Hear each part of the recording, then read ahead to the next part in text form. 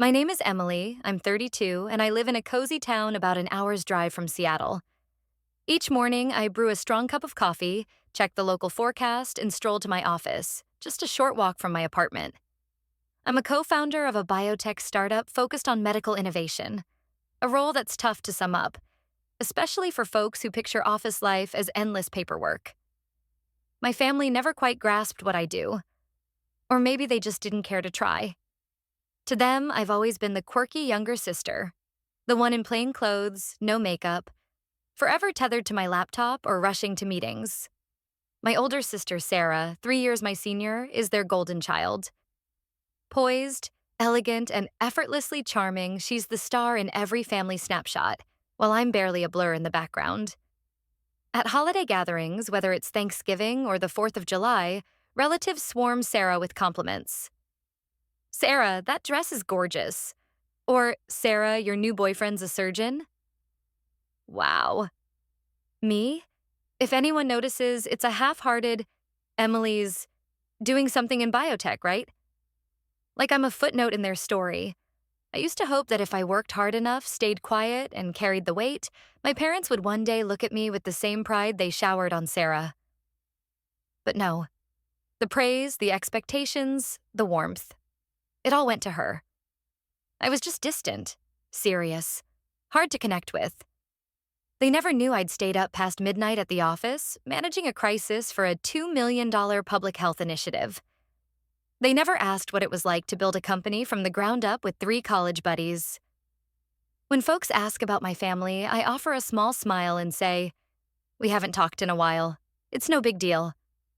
Not because I'm hiding anything, but because there's nothing left to share. We haven't spoken in over 2 years. No texts, no calls, no birthday cards, just a quiet void, like a phone line gone dead. I used to think family was the one place you could always come back to. But that belief crumbled one day in late March, on my mom's birthday. I'd just secured a major funding round with a firm from San Francisco and planned to take 3 days off to fly home early, as I always did, to help my parents set up for Mom's birthday. Nothing elaborate, just pitching in, like always. When I called to confirm, Dad answered. "I'm coming back early," I said. "Let me know if you need me to grab anything or help prep." His voice was odd, not angry, just off. After a pause, he cleared his throat. "Emily, if you can, don't come home this year." I froze, thinking maybe he was worried about my workload. "It's fine, Dad. I've cleared my schedule. I want to be there." His tone sharpened. "Sarah's bringing her new boyfriend. He's a CFO, polished, successful. Your job, it's tough to explain. You being there might spark comparisons and make things awkward. Better if you stay away." My chest tightened, a cold ache spreading. I gripped the phone, voice tight. "Are you saying I'd embarrass the family? That I shouldn't come because I'm a letdown?" He didn't back down. Worse, he doubled down. "If you insist on coming, don't call me your father." Click.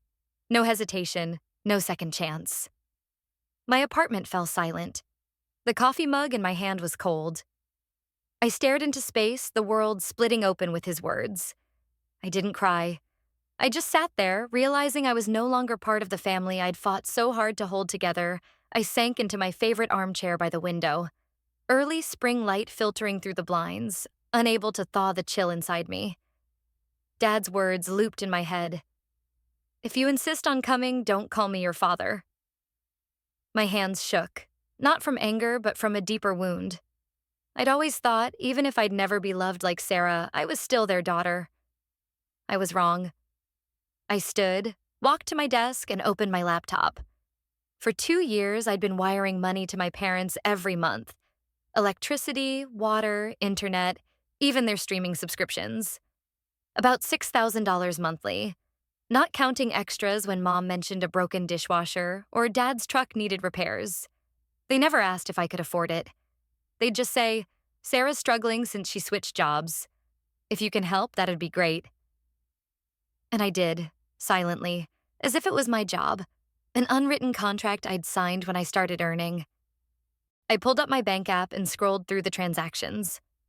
The total hit me, $15,720. My heart sank, not from regret, but because even after all that, I was never enough. I hovered over each bill: electric, water, internet, and clicked. Notifications popped up. Auto payment canceled successfully. No fanfare, no alerts, just quiet. Just like my place in the family. That night, I couldn't sleep. Not from anger, but from replaying it all. Dad's words, how my whole family was ready to erase me just to impress Sarah's new boyfriend, a guy I'd never met. I'd been compared to Sarah my whole life, but this was the first time I was outright rejected, my existence deemed inconvenient. Mom's birthday came fast. I didn't call, didn't send a card, didn't post online. Not out of spite, but because I couldn't fake it anymore. At 5 p.m., as I sat on my balcony with a mug of chamomile tea, my phone buzzed. It was Mom. I stared at the screen, then let it go dark. A text followed. "Emily, the power's out. Can you check for us?" I set down my tea and opened another from Dad. "No water, no internet. Call the providers. Your mom's stressed." Then Sarah. "Internet's down, guests are coming, mom's freaking out. What's going on?" I stared at the skyline, calm washing over me. No anger, no hurt, just clarity. They didn't ask, "Are you okay?" Not a word about Dad's call. They just wanted me to fix their mess, like always. The next day, Sarah left a voicemail. "Mom's been crying since last night. Do you know how important yesterday was? My boyfriend met the family and it all fell apart. You're so selfish." I listened, then powered off my phone. For years, I hadn't been selfish enough. Now it was time. I checked my work email and spotted a report. Portland staff transfer to Seattle. Awaiting approval. I skimmed the names and stopped at Ethan Caldwell. My pulse quickened.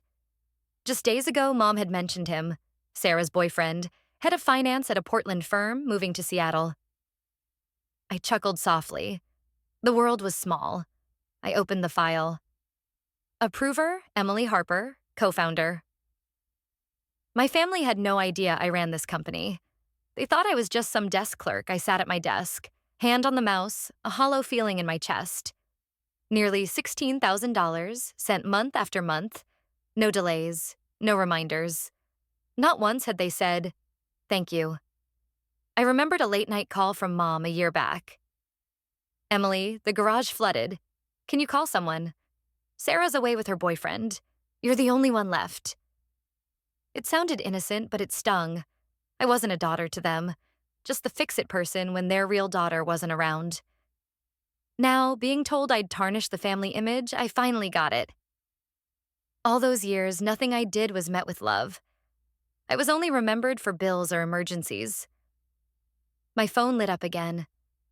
Mom. "Emily, I know yesterday was tense, but if you could handle the internet bill, that'd be great."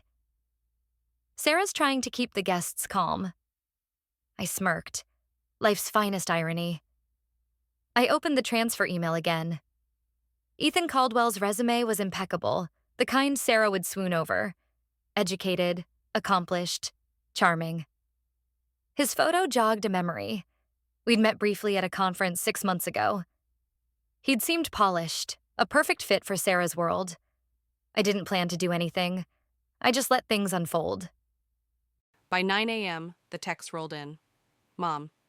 Emily, sweetheart, the power's out. Can you check? It's a big day." I set the phone face down. Same sweet tone, like Dad hadn't just disowned me. By 11 o'clock, the messages piled up. "Dad. No electricity. We can't cook. Where are you? Fix this." Sarah. "Seriously, Emily, today's special. Mom's about to cry. No internet. Stop being selfish."